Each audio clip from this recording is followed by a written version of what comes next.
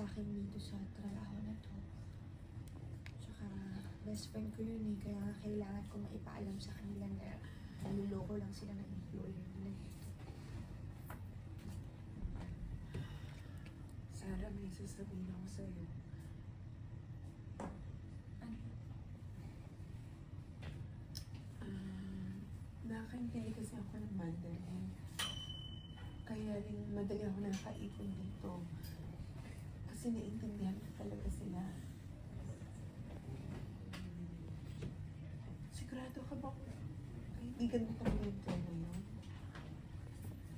Oo, bakit? Kasi narinig ko si Madamin. Tinawag niya yung Claire na yun na Liz.